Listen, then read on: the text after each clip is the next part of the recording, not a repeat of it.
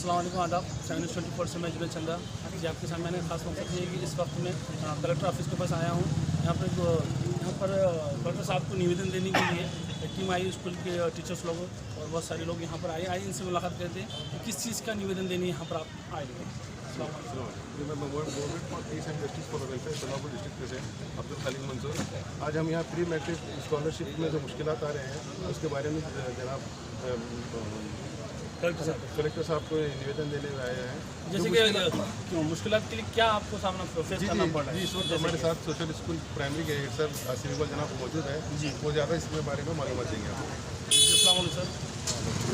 Sir जो scholarship में जो दिक्कतें आपको फेस करना पड़ रहा है तो क्या दिक्कत है? ये प्री मैट्रिक स्कॉलरशिप जो है सेंट्रल गवर्नमेंट और स्टेट गवर्नमेंट दोनों के कोलैबोरेशन से दी जाती है। एक्चुअल गवर्नमेंट का हेतु मकसद बहुत अच्छा है, लेकिन इसके जो नोडल सिस्टम है, नोडल ऑफिसर्स है, उसमें बड़ी गड़बड़ी है। क्योंकि माइनॉरिटीज़ के ख़ासतौर पर मुस्लिम माइनॉरिटीज़ के लोग उतने पढ़े लिखे नहीं हैं और उन्हें इस स्कॉलरशिप के नाम पे बेवकूफ़ बनाया जा रहा है, उनका मजाक किया जा रहा है। जैसे मेरी स्कूल में 2500 स्टूडेंट हैं। अगर हम पिछले 2-3 साल पहले का डाटा निकालें तो शोलापुर से 1,27,000 मुस्लिम माइनॉरिटीज़ ने और अदर माइनॉरिटीज़ ने जिसमें फॉर्म भरे थे प्री मैट्रिक स्कॉलरशिप के लिए, इसमें मुस्लिम माइनॉरिटी की तादाद ज़्यादा है, लेकिन उसमें सिर्फ 17,000 बच्चों को स्कॉलरशिप दी। और ये फॉर्म भरने का जो प्रोसेस है, जितनी भी स्कॉलरशिप्स हैं, सावित्रीबाई फुले स्कॉलरशिप है, फिर उपस्थिति भत्ता है और बहुत सारे जो गवर्नमेंट के स्कॉलरशिप्स हैं, उसमें सब में ज़्यादा किचकट और कन्फ्यूजन पैदा करने वाला जो सिस्टम है फॉर्म भरने का, वो माइनॉरिटी स्कॉलरशिप का है। इसमें पहले आपको फॉर्म भरना होता है, फिर इनकम सर्टिफिकेट लगाना होता है, फिर उसके बाद वेरिफिकेशन के लिए पेरेंट्स को OTP आता है, फिर स्कूल का और पेरेंट्स का कांटेक्ट नहीं हो पाता, और बाहर साइबर कैफ़े में अगर कोई जाते हैं तो 50 रुपये से लेकर 500 रुपये तक माइनॉरिटी स्कॉलरशिप का फॉर्म भरने के लिए लिए जा रहे हैं। ये फॉर्म के नाम पर ये साइबर कैफ़े वाले, नेट कैफ़े वाले, इनका तो बहुत फ़ायदा हो रहा है, लेकिन मज़दूर तबका लोगों के साथ, बच्चों के साथ मजाक हो रहा है। जैसा मेरी स्कूल में हम लोग 2,500-1,500 फॉर्म भरते हैं, उसमें 100-150 कभी-कभी 500 बच्चों की स्कॉलरशिप आ जाती है। लेकिन जब ये पैसा आता है, आने के बाद बैंक वाले इसे प्रॉपर अकाउंट में मर्ज नहीं करते, और आज भी बैंक जो है ये पैसा यूज़ कर रहे हैं। इसमें बहुत ज़्यादा गहराई से जाकर हम कलेक्टर साहब से के थ्रू गवर्नमेंट से ये गुजारिश करते हैं कि माइनॉरिटी का पैसा जो बैंकों में आया है और बैंक को उसको यूज़ कर रही है, ये भी एक तरह से जो एक घोटाला है बहुत बड़ा, इसको बाहर लाने की ज़रूरत है। और सब में अहम बात, ये फॉर्म भरने का जो सिस्टम है इसको बहुत ईजी बनाने की ज़रूरत है।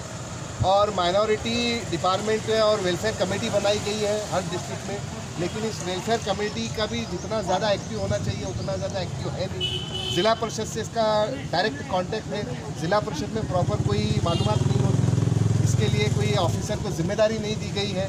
डेपुटेशन पे किसी टीचर को बुलाकर कुछ दिन के लिए बिठाया जाता है, वो स्कूल का काम भी करे और ये माइनॉरिटी का पूरे डिस्ट्रिक्ट का फेस करे, और उसमें नए जो है सडनली कुछ भी चेंजेस आते हैं। अभी पूरे फॉर्म भरने के बावजूद भी, और एक बड़ा जो इसका मसला है, इसकी वेबसाइट जो है ये ख़राब है, ये इसमें हमेशा कुछ ना कुछ बिगाड़ आता है।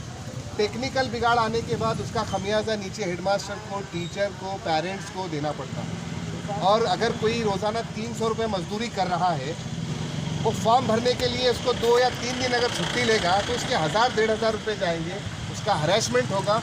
और जब स्कॉलरशिप सैंक्शन होती है और उसमें नाम उसका नहीं होता तो उसका बच्चा भी नर्वस होता है, उसके माँ बाप भी नर्वस होते हैं। तो किस तरह से प्रॉपर्ली अपना वर्क नहीं करें, तो आप ऐसा कोई एडवाइस दीजिए कि ये प्रॉपर्ली इस पर वर्क कीजिए। इसमें क्लरिकल स्टाफ में भी हमारे स्कूल के जो सीनियर क्लर्क हैं, यहाँ पठान साहब भी यहाँ पर हैं, ये भी तकरीबन 1,000-1,500 बच्चों के फॉर्म हमेशा भरते हैं। तो प्रैक्टिकल उनको क्या दिक्कतें आती है वो भी जो है बताएंगे। जी मैं आपसे और सवाल करता हूँ साइड के माध्यम से। जब भी कोई सोलापुर मसला होता है, आस्कान का मसला होता है, स्कूल का मसला होता है, सब लोग कलेक्टर साहब को निवेदन देने के लिए आते हैं। जब कलेक्टर साहब को निवेदन देते हो आप, तो उस पर एक्शन कितने दिन बाद लिया जाता है, ये भी जनता जानना चाहती है सोलापुर में। ये देखिए सर, इसके लिए जो हमारे लीडर्स हैं उनको फॉलोअप लेने की ज़रूरत है। जो हमारे लोक प्रतिनिधि हैं उनको प्रॉपर फॉलोअप लेने की ज़रूरत है। समाज सेवक जो होते हैं वो अपने काम से वक्त निकाल कर जो भी समाज सेवा करते हैं वो मसले को बाहर लाते हैं। उसको प्रॉपर जो है हमारी लीडरशिप आने की ज़रूरत है। हमारे जितने भी जो लोक प्रतिनिधि हैं वो ज़िला परिषद में जाएं, एजुकेशन डिपार्टमेंट में बैठे, कलेक्टर साहब के पास बैठे, धरना दें, क्योंकि ये इसमें लाखों करोड़ों का ज़िले का टर्नओवर है स्कॉलरशिप के नाम पर। आंदोलन के साथ साथ ये लोगों की भी जिम्मेदारी बनती है, जी जी, लीडर्स लोग की। बिल्कुल बिल्कुल, लोक प्रतिनिधि की जिम्मेदारी बनती है। और मैं ये भी बात यहाँ पे कहना चाहूँगा MPJ movement for peace and justice के कलेक्टर साहब को बहुत लोड होता है जी, बहुत ज़्यादा, पूरे डिस्ट्रिक्ट की हर कमेटी पे वो होते हैं।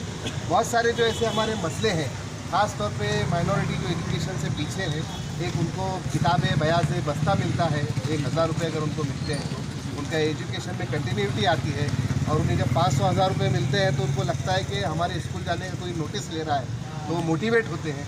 तो कलेक्टर साहब, डिप्टी कलेक्टर साहब, इनसे भी विनती है कि वो विशेष जो है ध्यान इसके ऊपर। आपका नाम? सरफराज। जो आप कितने फॉर्म फिलअप करते हैं?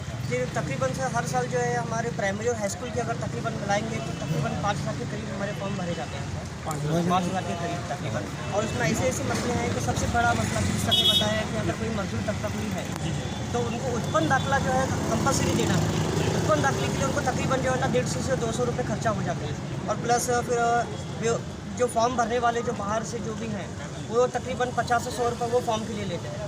जब उनकी स्कॉलरशिप मुश्किल से मिलती है 1000 में से तकरीबन उनके आधे पैसे तो ये करीब यहीं पे खत्म हो जाते हैं। इस वजह से पेरेंट्स जो है, बहुत सारे पेरेंट्स इंटरेस्ट नहीं लेते हैं।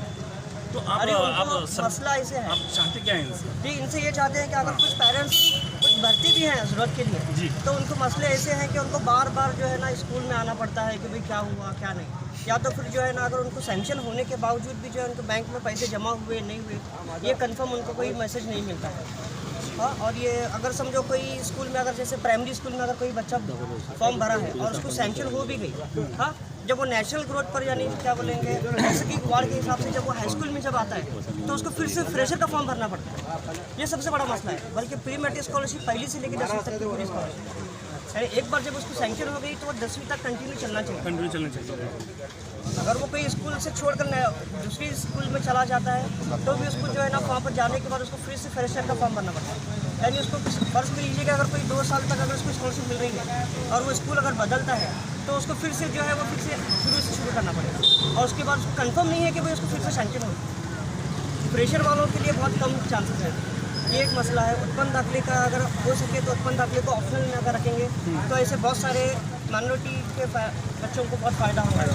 इसके अलावा जो है ना वेरिफिकेशन यानी रिन्यूअल लिस्ट जब सेंट्रल लिस्ट डिक्लेयर होती है उसकी एक डेट फिक्स नहीं है सर। अच्छा, तरीके से जैसे ही जब कुछ पहले बच्चों की एक लिस्ट डिक्लेयर होती है 1000-2000 बच्चों की पूरे एक मिसाल के तौर पर, फिर एक 15-20 दिन जाएंगे उतने बच्चों का वेरीफाई करने के बाद फिर और एक 10,000-2,000 और आ जाते हैं।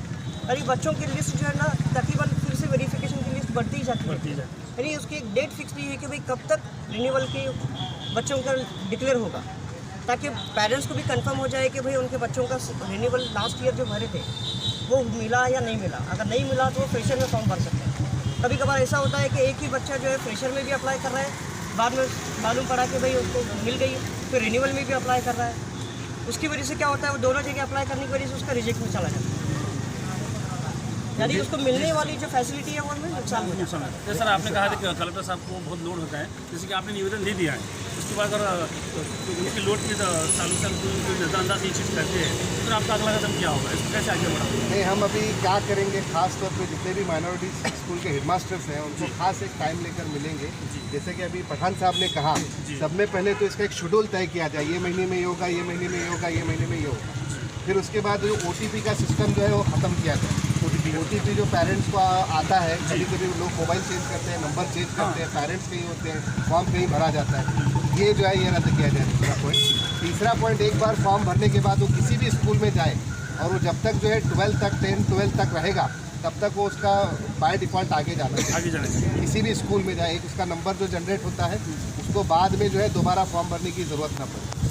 तीसरी बात, जो बैंकों में जो पैसा आता है वो आते ही 4-5 दिन 8 दिन में जो है प्रॉपर खातों पे जाना चाहिए। और दूसरा मसला ये है, अगर ज़ीरो बैलेंस पे अकाउंट शुरू करने के गाइडलाइंस हैं, लेकिन बैंक वाले इसमें परेशान करते हैं, पेरेंट्स को भगा देते हैं, हमारे पास फॉर्म नहीं है, ये जाओ तुम ज़ेरॉक्स लेके आके ले लो, ऐसा होता है। तो वहाँ पर भी जो है ज़ीरो बैलेंस पे अकाउंट पूरी तरह से खुलने चाहिए।